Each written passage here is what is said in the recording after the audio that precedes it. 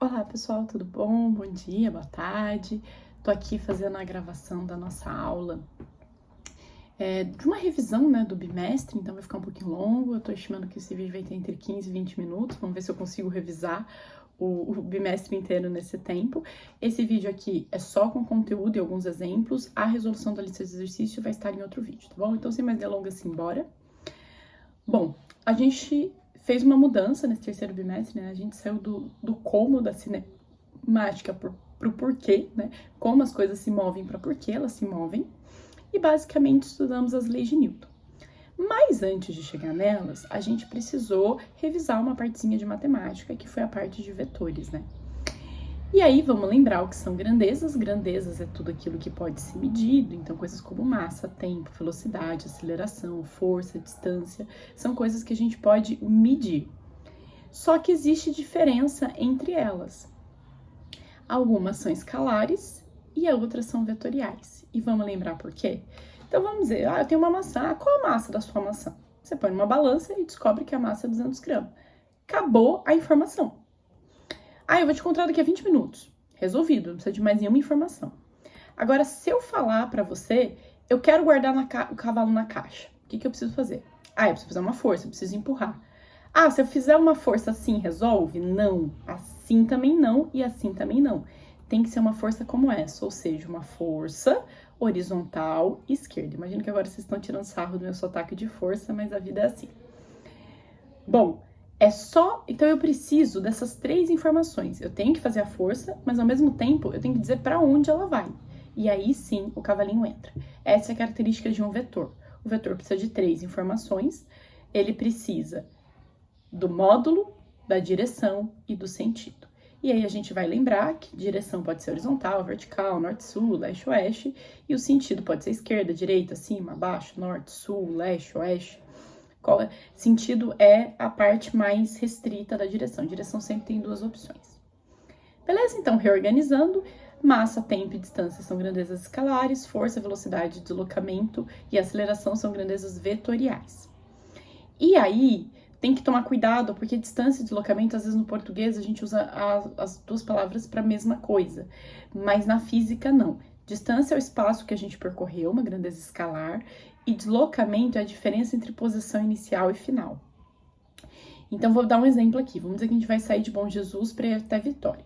Se a gente fosse em linha reta, conseguíssemos, sei lá, ir voando em linha reta, a gente andaria 160 quilômetros. Então, nossa distância percorrida seria 160 quilômetros e o deslocamento 160 quilômetros da mesma forma. Agora, vamos dizer que eu falasse, não, mas antes de ir para Vitória, eu vou para Venda Nova. Então, eu iria até Venda Nova e depois de lá até Vitória. Veja que eu andei mais, a distância percorrida agora foi 100 mais 90, 190 quilômetros. Mas o deslocamento continua sendo 160, porque o deslocamento não importa o quanto eu andei, o deslocamento só importa o ponto final e inicial, tá? Então essa é a diferença entre distância percorrida e deslocamento. Bom, e aí, quem estava em aula lembra que eu dei o exemplo do Pedrinho, né, nosso querido imperador Pedro I, que tem a questão, né, de que ele não se deslocou na vida, porque ele nasceu e faleceu exatamente na mesma cama, no mesmo quarto, no mesmo palácio, lá em Portugal. E, enfim, a brincadeira é que ele virou imperador, teve vários filhos, esposa, se divertiu, participou de guerra, era da farra e tal, e no final é como se ele não tivesse se deslocado na vida. Bom, fazer um exemplo agora de como que a gente atua com isso, nesse conceito de força, né? Então, peguei 3 situações aqui com os coelhinhos. Então, vamos olhar na situação 1. A gente tem uma força de 3 newtons horizontal direita e outra força de 4 newtons horizontal direita. E aí, a resultante é muito fácil, é só somar as forças. Então, 3 mais 4, 7, horizontal direito. O coelhinho vai para cá, beleza? Bom, e se as forças fossem contrárias? Então, agora uma é para a direita, outra para a esquerda. Primeiro passo, definir um sentido positivo. Eu escolhi o sentido positivo para a direita. Podia ser outro? Podia, tanto faz. Então, como é que fica? O 3 é positivo, porque tá para cá, e o 4 é negativo, porque tá para lá, né? Então, fica 3 menos 4 menos 1, indica, então, que a minha força resultante é contrária a esse sentido que eu escolhi como positivo. Então, eu escolhi positivo para a direita, ela vai colocar como positivo para a esquerda. Então, resultante, 1 newton, horizontal, esquerda. É isso que esse menos está indicando. E aí, e se as forças estiverem tortas? Então, agora eu tenho uma para cima e outra para baixo. Deixa eu só voltar aqui rapidinho. que eu quero... Então, o que eu vou fazer? Só para visualizar melhor o triângulo, eu vou só transportar para cá, que tanto faz se eu empurro o coelho, né? Se eu empurro o coelho para cá, ou se eu puxo o coelho para cá, né? Tanto faz. E aí, a resultante, se eu tô puxando para cá e para cima, eu tô puxando assim, certo? E aí, desenhando isso, significa um triângulo. E aí, a gente vai usar o nosso querido Pitágoras, a hipotenusa ao quadrado igual aos catetos, a soma dos quadrados dos catetos, e não tem segredo. 3 ao quadrado mais 4 ao quadrado, 9 mais 16 dá 25, raiz de 25 é 5. Então, essa força é diagonal direita para cima e o valor dela é 5 newtons, beleza? E só para lembrar, tem aquele triângulozinho malandro, que é o triângulo pitagórico, que é o triângulo 3, 4 e 5, que a gente pode fazer proporcionalidade. São 3, 4, 5, 6, 8 e 10, 12, 16, 20. Beleza? Bom, agora, finalmente, depois de toda essa digressão, que já deu 6 minutos, vem as leis de Newton. Então, vamos para ela sem enrolação. Primeiro, a gente começa com o princípio da inércia. Um corpo tende a manter seu estado, seja de repouso ou de movimento, a não ser que uma força atue sobre ele de forma que altere esse estado. E aí tem brincadeiras assim, né? Aqui tem uns memes pra gente brincar, mas basicamente esse exemplo de caminhão é muito claro, né? Porque o freio do caminhão tá no cavalo, a parte, né, que tem o motorista, tal, chama cavalo do caminhão, e essa parte que tá o motor. Quando freia, é essa parte que freia, mas o bloco de madeira não freia, então acaba amassando a cabine. Por isso que tem que ter tanto cuidado com caminhões, né? Quem dirige caminhão tem que ter carta especial, além de tudo, e por isso que a gente usa cinto de segurança no carro, porque o carro para, mas a gente não.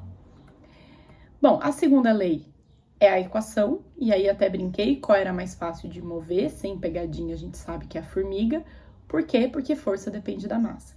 Então esse M em pé aí, que é o nosso sigma, a nossa soma das forças é igual a massa vezes aceleração, e força então é massa, que é medida em quilo, vezes aceleração, que é medida em metros por segundo ao quadrado, e essa unidade a gente chama de Newton.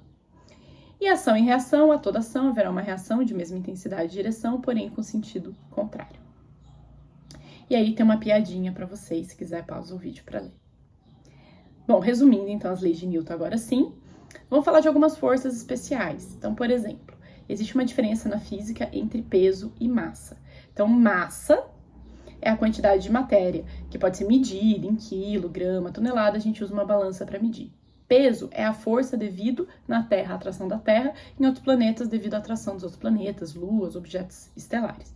Para medir força, a gente usa um equipamento que chama-se um dinamômetro, tá?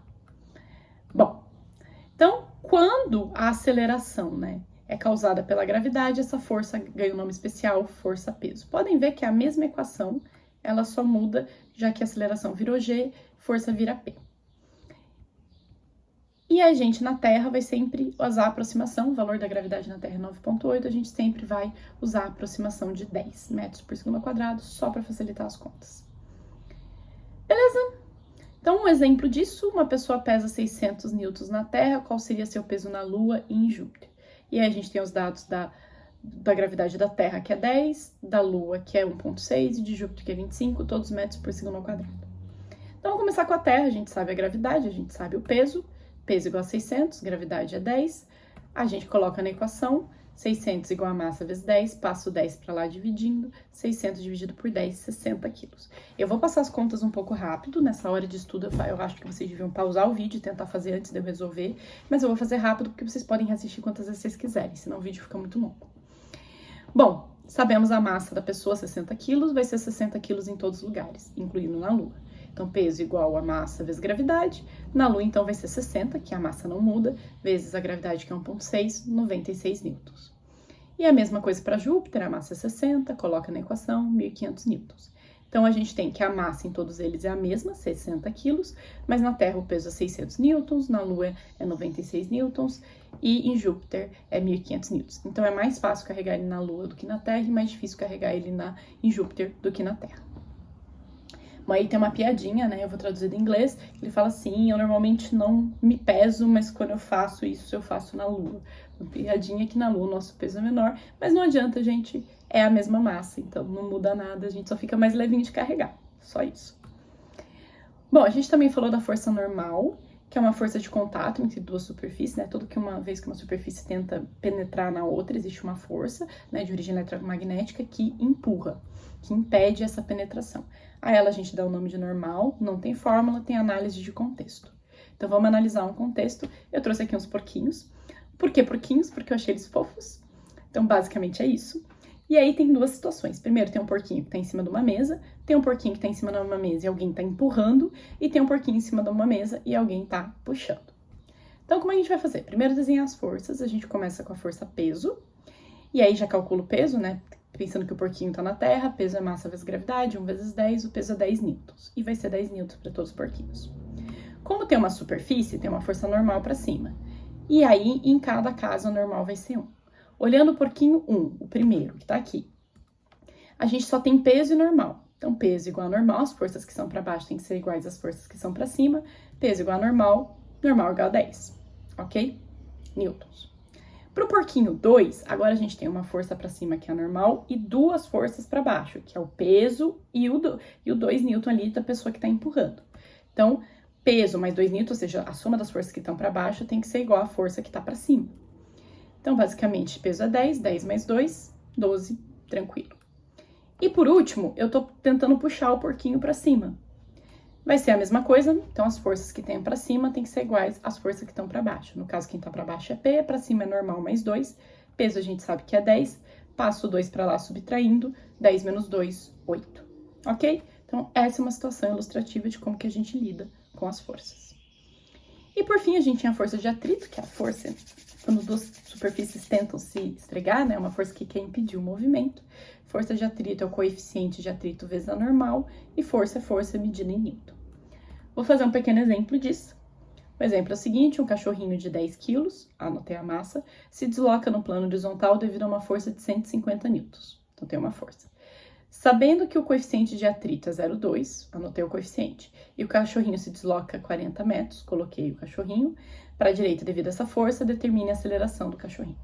Então, vamos começar fazendo um esquema aqui de desenhar o cachorrinho e colocar as forças. Então, primeiro a gente calcula a força e peso é massa vezes gravidade, então peso é 10 vezes 10, que dá 100 newtons, e vamos marcar. Então, tem a força que puxa o cachorrinho, tem o peso, vai ter a normal para cima e vai ser 100, porque não tem mais nenhuma força na vertical, e vai ter a força de atrito contrária ao movimento.